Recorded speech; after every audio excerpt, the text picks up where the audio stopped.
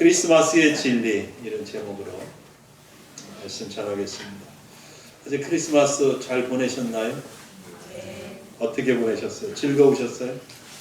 기뻐하셨어요? 네. 사람들은 크리스마스가 되면 서로 인사를 나누면서 축복하고 축하합니다.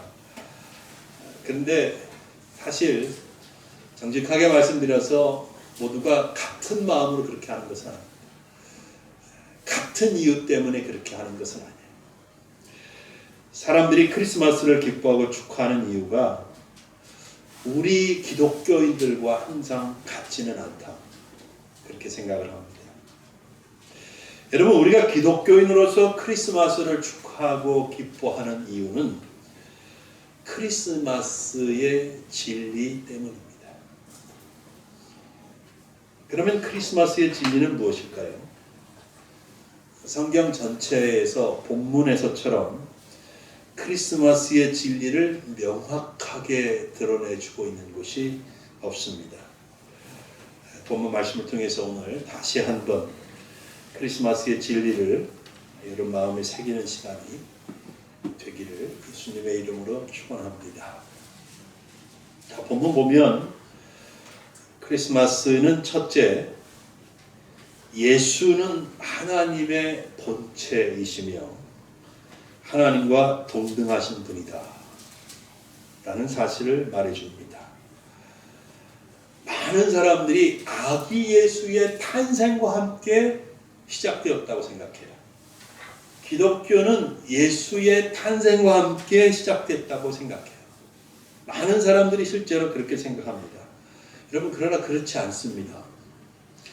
처녀 마리아의 몸을 통해서 아기의 모습으로 오셨지만 예수님은 시작이 없으신 분입니다.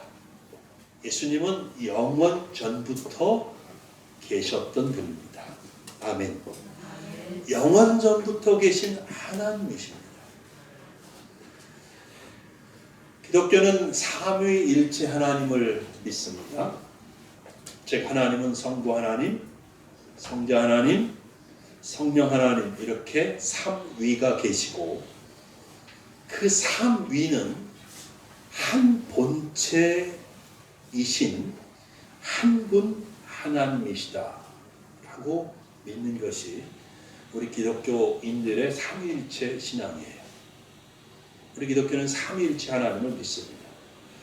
그래서 예수는 하나님의 한 본체 안에서 제2위이신 성자 하나님이십니다. 1위는 성부 하나님, 2위는 성자 하나님, 3위는 성령 하나님. 1위, 2위, 3위 그러니까 계급이 성부 하나님이 제일 높고 둘째가 성자 하나님이고 3등이 성령 하나님, 이런 의미는 아니에요. 그냥 삼일체 하나님의 사역의 구분상 그렇게 1위, 2위, 3위 하지만 3위 하나님은 동등하신 영광을 받으시기에 합당하시고 동등하신 권능이 계시고 동등히 찬양을 받으시기에 합당하신 한 분 하나님이시라는 사실입니다. 사도 바울도 본문 6절에 보면 분명히 말합니다. 6절 보시면 그가 누구겠어요? 예수지요. 그는 근본 하나님의 뭐라? 본체시나. 아멘. 따라서 예수님을 보면서 예수님을 다른 종교의 창시자들처럼 생각하면 안 됩니다. 예수를 단순히 보통 사람보다 굉장히 훌륭한 삶을 사신 분이야. 그분은 십자가에서 희생적인 죽음을 통해서 수많은 사람들에게 모본을 보이신 아주 존경하고 훌륭한 분이야 라는 정도로 보면 안 됩니다. 만일 그렇게 한다면 그는 크리스마스의 진리를 전혀 모르는 사람입니다. 예수님은 하나님이십니다. 예수님은 창조주이십니다. 그는 영원전부터 계셨습니다. 그는 알파와 오메가가 되십니다. 즉 예수님은 처음과 나중이 되십니다. 예수님은 만물의 으뜸이십니다. 아멘. 교회가 예수님에 대한 이 참된 진리 위에 서 있는 것은 하나님의 은혜이고 축복이라고 믿습니다. 4세기 초에 예수님의 신성에 관한 논쟁이 크게 일어났었습니다. 지금은 이제 이집트라고 하는 나라 아시죠? 이집트의 알렉산드리아라는 도시에 해당하는데, 그 알렉산드리아라는 도시에 아리우스라고 하는 아주 똑똑한 장로가 있었습니다. 그는 예수가 아주 뛰어난 존재이기는 하지만 피조물이다라고 말하기 시작을 했습니다. 결국 그 알렉산드리아의 감독이었던 알렉산더와 논쟁이 일어나고 말았습니다. 자기 교회 장로가 예수는 피조물이라고 얘기하니까 그 교회를 목회하는 감독의 입장에서는 가만히 있을 수가 없죠. 근데 이 두 사람 사이의 논쟁이 점점 커져서 기독교 전체가 분열될 위기가 도래하게 되었어요. 분열되려고 하는 거예요. 그래서 313년에 기독교를 공인함으로 길고 긴 기독교 핍박의 역사를 끝낸 콘스탄틴 황제가 기독교의 분열을 원치 않았습니다. 그래서 전 세계에 흩어져 있는 교회 감독들을 다 모아서 회의를 열었습니다. 이 회의가 325년, 이건 아주 중요한 사실이니까 기억해 두시면 좋겠어요. 325년에 열렸던 제1차 세계 종교 회의입니다. 현재 터키의 이즈니크에 해당되는 니케아라는 곳에서 열려서 니케아 공의회라고 부릅니다. 회의 참석자들은 아리우스 장로와 그의 추종자들을 이단으로 정죄했습니다. 그리고 니케아 신경을 작성해서 예수의 신성에 대한 교리를 확정지었습니다. 니케아 신경에서 예수에 관한 부분을 소개해드리면 이렇습니다. 우리는 한 분이신 주 예수 그리스도를 믿는다.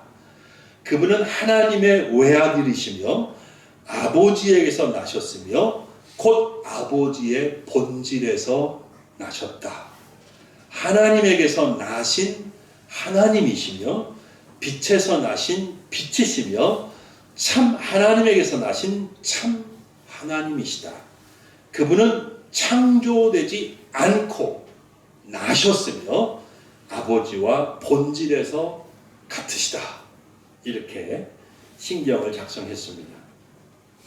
니케아 공의회는 이렇게 함으로써 예수 그리스도는 피조된 존재가 아니고 성부 하나님의 본질에서 나신 창조주이시며 하나님이심을 명확하게 선포했던 것입니다.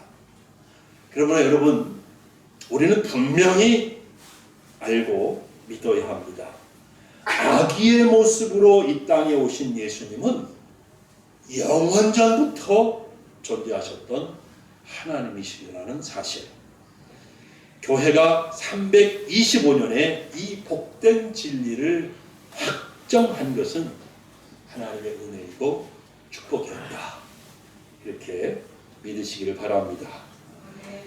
자, 이제 크리스마스의 진리 두 번째. 예수님은 자신을 비우시고 사람의 모양이 되셨습니다. 6절 하반절에서 7절이 얘기합니다. 보시겠습니다. 하나님과 동등됨을 취할 것으로 여기지 아니하시고 오히려 자기를 비워 종의 형체를 가지사 사람들과 같이 되셨고, 그렇게 기록되어 있어요. 예수님은 하나님과 동등되신 분입니다. 아멘. 그런데 예수님 스스로 자신이 하나님과 동등하다고 생각하지 않았습니다. 하나님과 동등함을 주장하지 않으시고 자기를 오히려 비우셨습니다.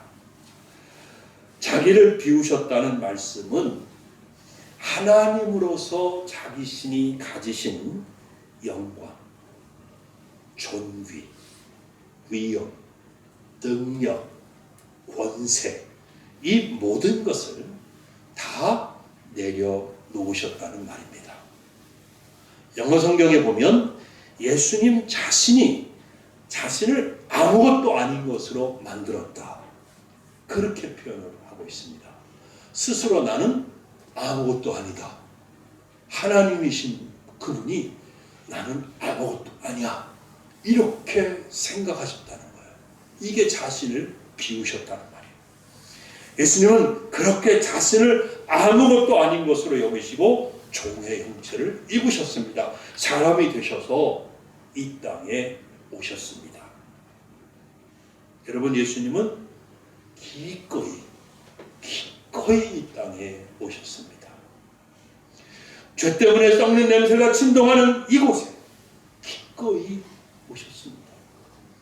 거룩하신 분으로서 머무르시기에는 너무 어렵고 더러운 이곳에 기꺼이 오셨습니다.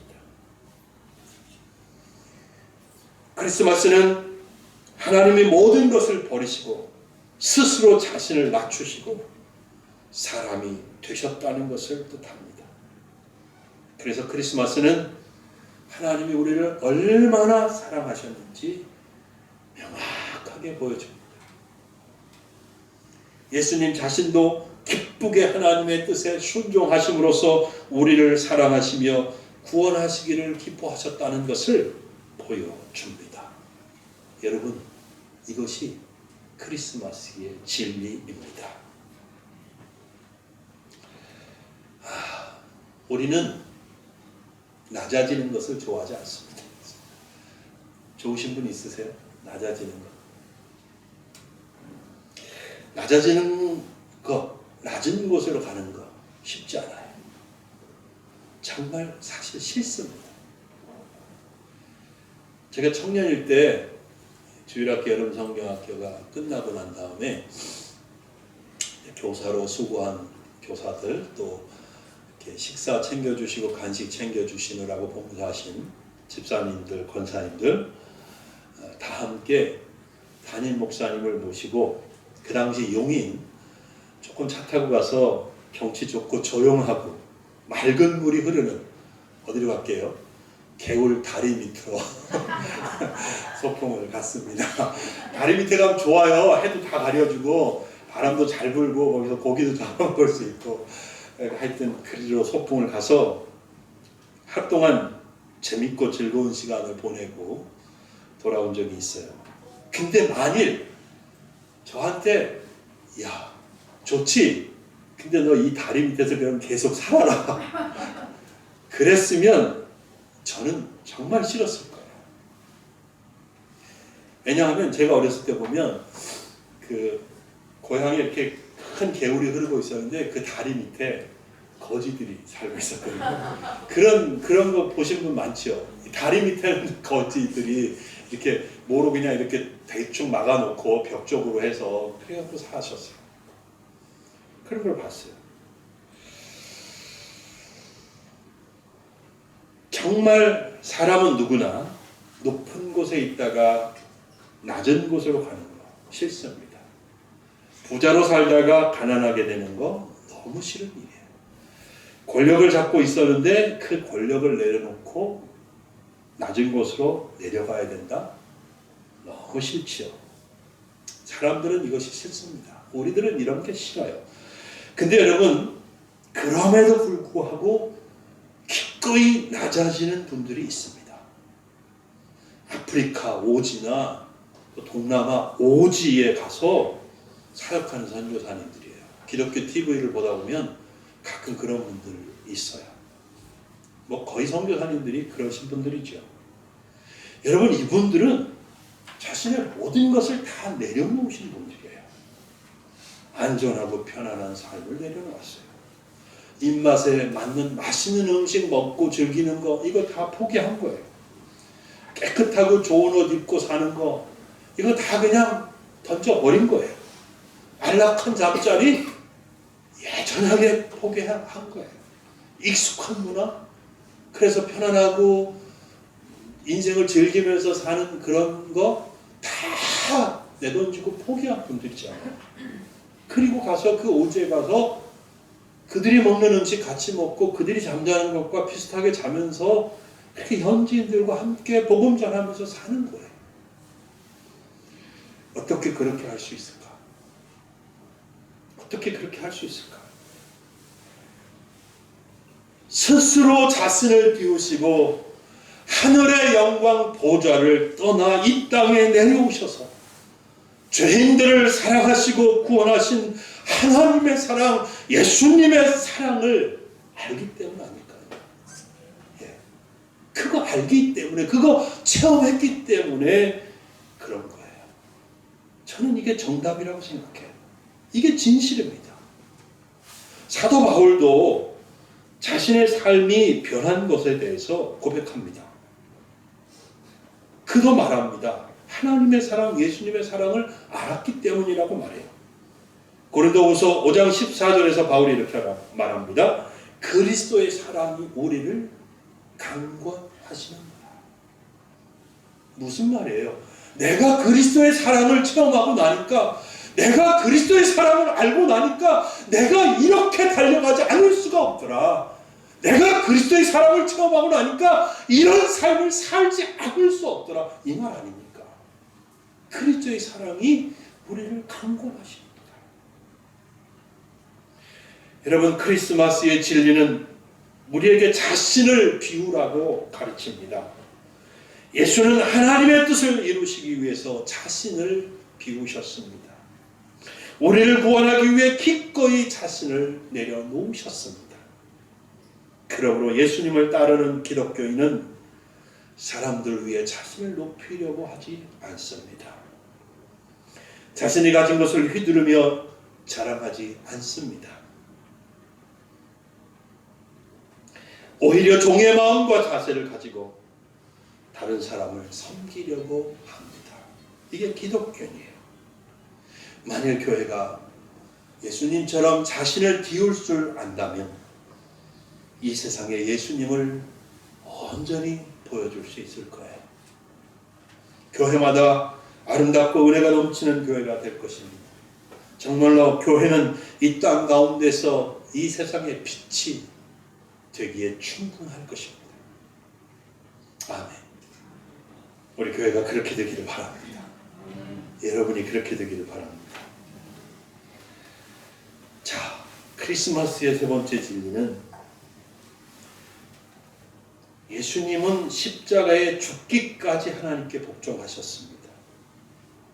이게 첫걸음이라는 거예요. 십자가의 그 죽음을 향하여 걸어가시는 첫걸음이 크리스마스예요. 스스로 자신을 비우시고 사람의 모습으로 오셔서 가난하고 힘없고 소외된 이들과 함께 하시면서 예수님이 걸어가신 길은 십자가를 향하여 가고 있었습니다. 그리고 그 십자가에서 죽으셨습니다. 하나님이 예수님에게 원하신 것은 거기 바로 십자가에서 죽으시는 것까지였습니다. 예수님은 십자가의 죽음이 어떤 죽음일지를 다 알고 계셨습니다. 얼마나 큰 고통이 따를지, 얼마나 괴로운 일이고 힘든 일인지 다 모두 알고 계셨습니다. 우리는 예수님의 겟세마네 기도를 알지 않습니까? 예수님은 하나님께 기도를 드렸습니다. 내 아버지, 만일 할 만하시거든 이 잔을 내게서 지나가게 하옵소서. 이 잔을 내게서 지나가게 하옵소서. 잔이 뭐예요? 십자가를 의미하지 않습니까? 할 만하시면 이 십자가 내가 안 지면 안 됩니까? 그렇게 기도하시고 정말 고통스러운 것이기 때문에 할 수만 있다면 십자가를 피하고 싶으셨던 것이죠. 그러나 예수님은 연이어 기도하셨습니다. 그러나 나의 원대로 마시옵고 아버지의 원대로 하옵소서. 예수님은 기꺼이 십자가에 죽기까지 아버지께 복종하셨습니다. 예수님도 하나님과 똑같은 우리를 향한 사랑을 품으시고 기꺼이 십자가에서 죽는 길을 가셨습니다. 우리를 사랑하셨기 때문에, 저와 여러분을 사랑하셨기 때문입니다. 우리를 구원하시기를 원하시고 원하셨기 때문입니다. 예수님의 사랑은 십자가에서 당신 스스로 죽으심으로써 완성되었습니다.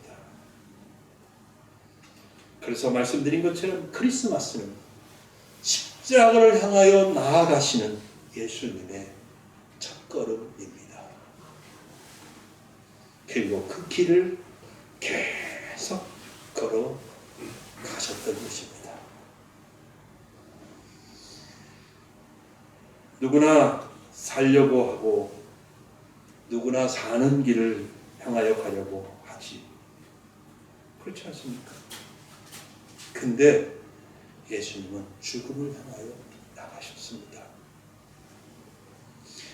예수님은 십자가에서 겪을 그 무시무시한 고통을 내다보셨지만 기꺼이 그 고통을 지나 십자가에서 죽으셨습니다. 우리를 보고 계셨기 때문입니다. 여러분 한 분 한 분을 보고 계셨기 때문입니다. 예. 우리가 모든 죄를 씻고 그 죄에서 구원받는 것을 보고 계셨기 때문입니다. 아버지가 맡겨주신 영혼들을 단 한 영혼도 잃어버리지 않으시려고 그렇게 십자가의 길을 걸으셨던 것입니다. 이것은요, 사랑이 아니면 설명될 수가 없어요. 이것은요, 사랑이 아니면 이해될 수가 없습니다. 하나님의 값없으신 무한한 사랑이 아니면 도저히 이루어질 수 없는 일입니다. 이 크리스마스의 계절에 이 사랑으로 여러분의 심령이 충만해지시기를 주님의 이름으로 축복합니다. 자, 여러분 이제 우리 삶의 방향은 어디로 향하여야 할까요? 올 한 해 어떻게 사셨습니까? 내년에는 어떻게 사시려고 생각하십니까?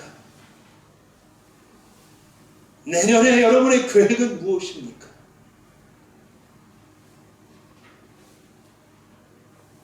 우리가 분명히 답을 얻어야 될 텐데요. 사도 바울이 가르쳐 줍니다. 고린도후서 5장 14절 15절입니다. 아까 한 부분만 읽어 들었는데요. 그리스도의 사랑이 우리를 강권하시는도다.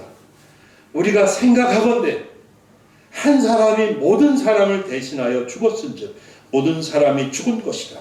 그가 모든 사람을 대신하여 죽으심은 살아있는 자들로 하여금 그가 모든 사람을 대신하여 죽으심은 예수님이 모든 사람을 대신하여 죽으심은 살아있는 자들로 누구예요? 우리들이죠.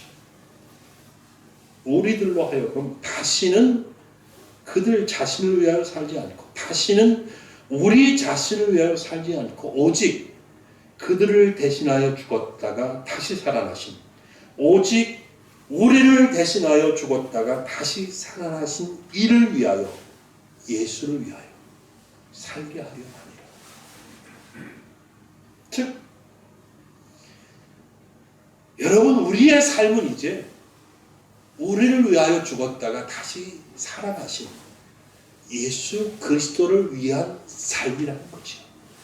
어떤 직업을 가져도 좋아요. 여러분이 내년에 어떤 계획을 세워도 좋아요. 어떤 삶의 목표를 가져도 좋아요. 그런데 그것이 예수 그리스도를 위한 것이냐? 이게 기준이 돼야 돼요. 이것을 놓고 생각해 봐야 된다는 거예요. 여러분 기독교 신앙은 내가 예수 그리스도를 위하여 사는 것입니다. 내가 예수 그리스도를 이용하는 것이 아니고 내가 예수 그리스도를 위하여 섬기며 사는 것입니다. 그게 기독교 신앙입니다. 예수가 내 삶의 처음이고 나중이 되는 삶입니다. 예수가 내가 밥을 먹는 이유이고 예수가 내가 일을 하는 이유입니다. 만일 불러야 할 노래가 있다면 예수를 노래하는 것이고, 만약에 누군가에게 하고 싶은 말이 있다면 예수 그리스도를 전하는 것입니다. 내 말과 내 행동이 예수 그리스도의 이름으로 이루어지는 것, 이것이 기독교 신앙입니다. 그래서 기독교 역사 속에서 수많은 우리의 믿음의 선배들이 예수를 위하여 기꺼이 목숨을 초계처럼 버렸던 것입니다. 사자가 와서 물어뜯어 죽이려고 해도 그 앞에서 예수를 고백하고 예수님을 찬양할 수 있었던 거예요. 기독교 신앙에서 내 삶의 주인은 예수이고 내 삶의 의미와 목적도 예수입니다. 예수가 있으면 나도 있는 것이고 예수가 없으면 나도 없는 것입니다. 여러분의 삶이 아무리 화려해도 인기가 있어도 예수 없으면 그것은 nothing, 아무것도 아니고 무의미한 것입니다. 기독교 신앙은요, 예수와 나와 함께 한다면 내가 어디든지 가고 무엇이든지 할 수 있다는 고백이고요. 예수와 함께 하는 것이 아니라면 나는 단 한 발짝도 손가락 하나도 움직이지 않겠다는 결심입니다. 이렇게 기독교 신앙은 내 삶을 전부 예수 그리스도에게 전적으로 드리는 것입니다.